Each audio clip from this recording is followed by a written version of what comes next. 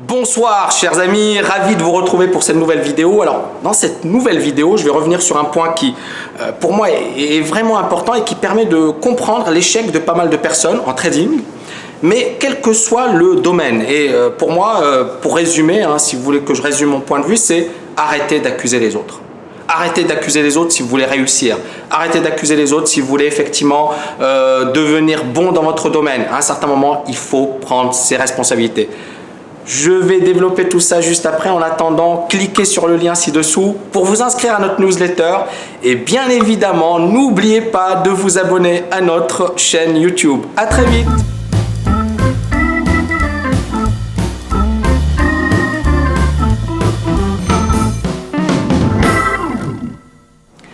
Pour réussir en trading, mais quel que soit le domaine, arrêtez d'accuser les autres. Je le répète, mais c'est super important. Alors, il y a des personnes qui passent leur vie à accuser les autres. L'État, les médias, les enfants, sa femme ou son mari, l'école, la ségrégation, la discrimination, etc. Bref.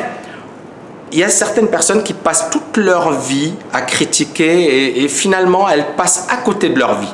Je vais vous parler d'un oncle à moi, éloigné, mais c'est un oncle qui était brillant, intelligent, qui avait fait des études et qui toute sa vie n'a cessé de critiquer les autres.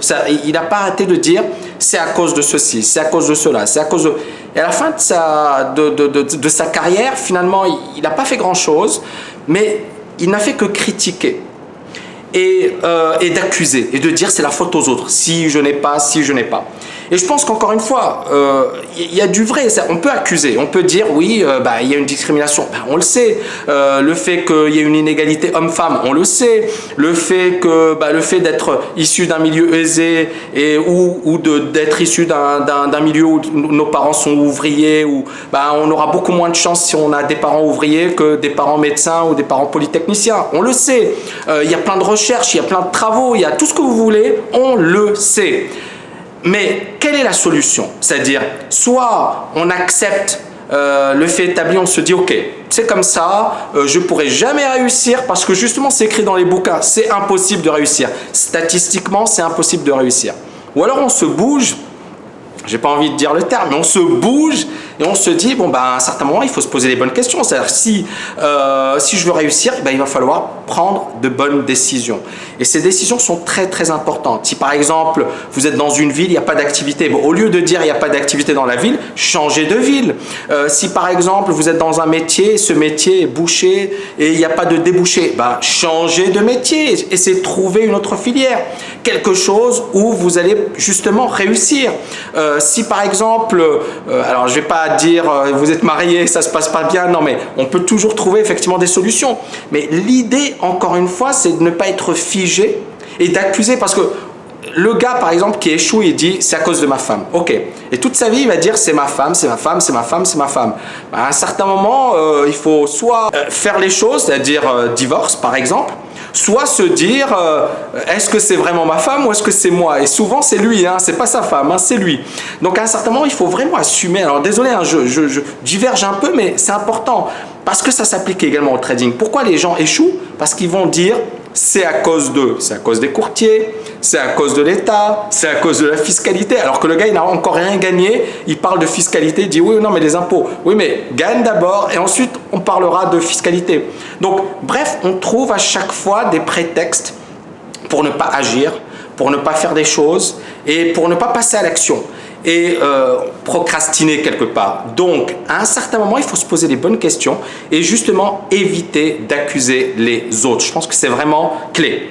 Je vais vous donner un exemple concret. Alors quand j'étais en finance, j'ai fait des études de finance à Assas, j'étais en magistère banque finance. À un certain moment il y a eu un entretien de groupe, d'accord, dans une grosse banque française. On était 14 étudiants du magistère banque finance.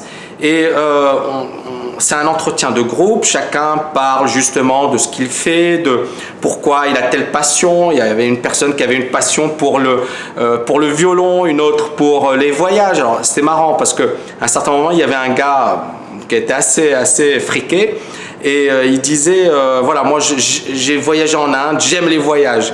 Et alors le recruteur qui lui pose la question suivante, qu'est-ce que vous avez retenu de votre voyage en Inde?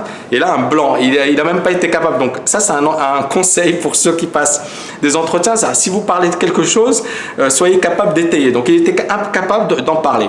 Et donc on arrive à moi, et moi j'avais préparé un super truc. Donc j'étais déjà passionné d'analyse technique, j'avais préparé des analyses, donc j'étais vraiment le gars le mieux préparé de mon groupe. Et à la fin, quand je suis sorti, tout le monde m'a dit Tammy, c'est toi qui vas l'avoir le poste, parce que tu nous as éclaté, tu étais hyper rigoureux, tu étais hyper bon dans ce que tu disais, etc.